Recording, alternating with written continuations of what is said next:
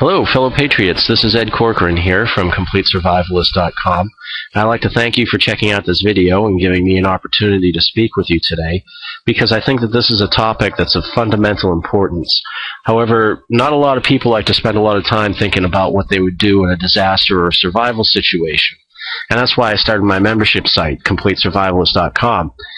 This is a subject that's pretty broad. There's a lot of levels to it and different variables and scenarios that you can find yourself in. And while the survivalist blogs and the forums, they do a good job of disseminating valuable information, I haven't found anything out there that really covers the entire spectrum of preparedness and survival. And because of this, obviously, I'm not going to be able to give you all the information that you need to survive any type of situation in this video, but I will give you the most important things that you should have in place to be prepared should you be presented with a disaster event and need to get through it safely. The fact is, nobody likes to dwell on the worst-case scenario actually happening. I certainly don't like to think about it. I'm not one of these guys who gets his jollies out of spouting doom and gloom and trying to scare the bejesus out of everybody. I'm pretty much an optimistic sort of person, but I do understand that there's a fundamental difference between optimism and full-on denial. Like the old saying goes, hope for the best, but prepare for the worst. Usually when the subject of preparedness and survivalism is addressed, people tend to take it in the most abstract terms. Just about everybody will agree that, yeah, it's a good idea to be prepared, and it's a good idea to know what to do if you need to survive out in the wild or in any kind of situation. But in the back of their heads, they're thinking, yeah, but that's probably not going to happen. It's probably not going to be necessary. Or if it does happen, it'll never get that bad. Around here, despite everything that's happened in the last few years, we still have a can't happen here mentality. We think that all the terrible things in the world happen someplace else, and they can't happen to you. Or maybe you think that you live in an area that doesn't really suffer from natural disasters. Well, those things are starting to change. The patterns and the occurrences of natural disasters is increasing at an exponential rate. And the more I see what's going on in the world, and especially in this country, the more I believe that we're approaching a critical stage. It's really important for everybody to learn at least the basic skills of disaster preparedness and know what to do if our infrastructure were to break down and all the amenities and services that we take for granted were to suddenly disappear. And when I talk to other people about survivalism and preparedness, especially outside of the patriot community, I get a lot of funny looks and a lot of condescending attitudes. When you mention the word survivalist, most people tend to think of some fringe element, paranoid Rambo wannabe type guy, hunkered down in his basement surrounded by assault rifles and just waiting for the apocalypse to happen. Or more recently, with the advent of the survival TV shows like this guy Bear Grylls, they think of somebody jumping out of a helicopter to spend the night in the Amazon and eat whatever bugs or whatever he finds under a rock. But more often than not, you say survivalist, and people just think of this guy. They think I got a tinfoil hat on my head, and and I'm just some wacko conspiracy nut, and I'm just paranoid. Well, I'm here to tell you that preparedness does not equate paranoia. There's nothing that you should feel self-conscious about because you want to be prepared for any kind of disaster or situation that you might find yourself in. Nobody's asking you to do anything extreme. There's nothing really that bizarre about preparedness and survival, learning survival techniques. A lot of these things are just things that our grandparents and our great-grandparents used to do. I remember my grandparents used to keep a stockpile of food in their basement. My grandmother canned her own foods. They had dry goods, dry foods, and they were stocked up. But, they came from the Depression era, and they knew that just because things are good now doesn't mean that they're always going to be that way. Even when I started out learning about survivalist techniques, this was back in the 90s when I lived in northern Arizona. And I wasn't even involved in the Patriot movement back then. I was pretty much asleep. But I'm one of those people who feels more comfortable when I'm not surrounded by four walls. And I was known to like to go out and live outside of civilization for a month or two. And in Arizona, there's a lot of situations where you can get dead pretty quick if you don't know what you're doing. So that's where it all started for me. Then as I become more awake and I became more aware of what was going on, I started noticing things. That's when I really started thinking that the skills and the knowledge that I have could be valuable to just about anybody in general. And one of the things that I started noticing over the last few years is that there seems to be an increase in the occurrence of natural disasters. They just seem to be happening a lot more frequently than they used to, from tsunamis to hurricanes. There seems to be an earthquake somewhere in the world every few weeks now.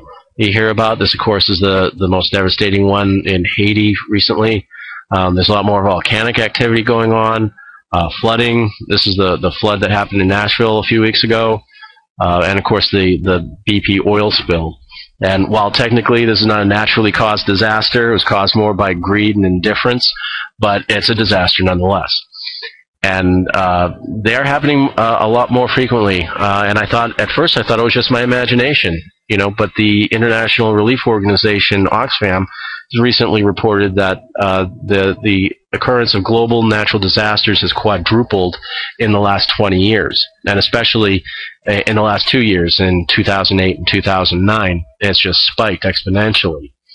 And it's not global warming that's causing it. I can tell you that. I'm sure Al Gore would jump up right now and say, "You see, I told you, my inconvenient truth. You should have gone out and bought an electric car and filled the pockets of all of his eco-corporate cronies." But I'm not buying it. I don't buy the propaganda. I don't think these things are happening because of what's coming out of the back of my car. Climate change is a natural cyclical event. It's been happening for billions of years before we ever showed up here, and I think that's partly responsible for the changes that we've been seeing in the weather and in our environment. However, I also believe that there's been deliberate manipulation of the weather. This is the HAARP array in Alaska, and for those of you who aren't familiar with HAARP, it stands for High Frequency Active Auroral Research Project. Their public disinformation site claims that it's just a harmless academic research facility where they're just projecting radio waves into the atmosphere and trying to discover better ways of communication. However, Bernard Eastland, the designer of these emitters, and his patents tell a much different story. These are very high-powered emitters. They operate at 1 billion watts. 1 billion watts. That's just that's amazing to me. It's 1 billion watts of high-frequency radiation that excites the particles in the ionosphere, and it heats up that layer of the atmosphere, creating a bulge, a distortion in the upper ionosphere, and it redirects the Gulf, the jet stream rather. And you can also direct the energy, you can bounce it off of the atmosphere and direct it to anywhere you want in the world. Some people have called this the ultimate weapon, because if you can create an earthquake or a hurricane in your enemy's territory, there's no way they can trace it back to you, because it's effectively an act of God, or at least that's what it will seem to be. But I won't go into too much detail about this. A lot of people already know about it. This is not tinfoil hat stuff. This is publicly available information. Anybody can look up Bernard Eastland and look up the patents involved in this, and you can see what kind of disaster these things can cause. Then there's the chemtrails, which a lot of people already know about. I'm not going to go into too much detail about this. The only reason I bring it up is these are pictures that I had taken right from my front porch just a couple weeks ago.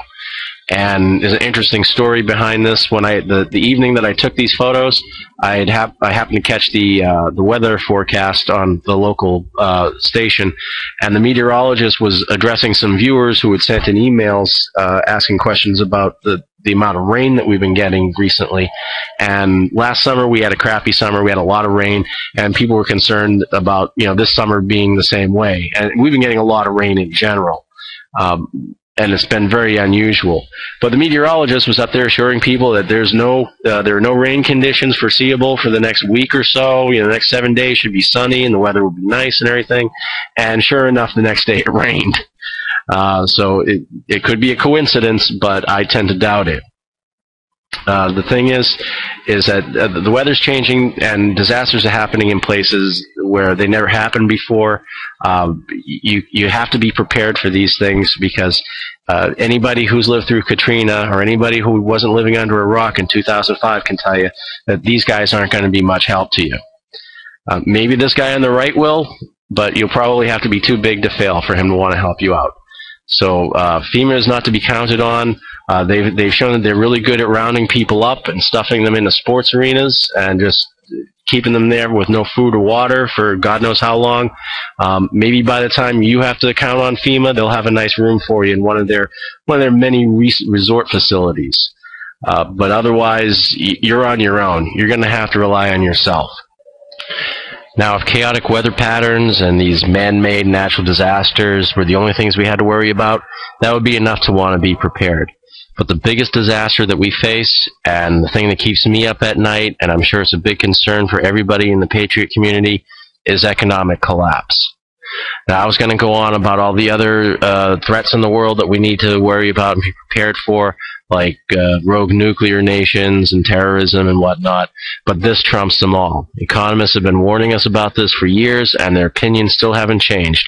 No matter how many times Obama goes up to the podium and assures us that the economy is getting better and that unemployment is going down, it's bull. The numbers just don't lie, no matter how much they try to make them lie. The Federal Reserve keeps printing out more money, and the amount of currency that we have in circulation is higher than it's ever been before, and I don't really see any way of backpedaling from this. Moreover, I do believe that this is an engineered, planned collapse of our economy. Once our fiat currency goes into hyperinflation and we're using it as wallpaper and there's no more food left on the supermarket shelves, people are going to panic. And if what we saw in Greece was any indication, this is going to make Greece look like a pickup game. There's going to be massive civil unrest all across the country, the likes of which we've never seen before. There will be looting, there will be riots, and it could lead to martial law. Now, I realize that I'm straying into the arena of the alarmist and starting to spread some gloom and doom and whatnot, but this is very real. You have to be prepared for this. If you're not prepared for this, there's going to be very little hope of you surviving it. And I'm not going to stay on the soapbox for too much longer. I realize I'm preaching to the choir, and most of you are already aware of what I'm talking about here. So let's move on to the steps that you need to take to keep yourself safe.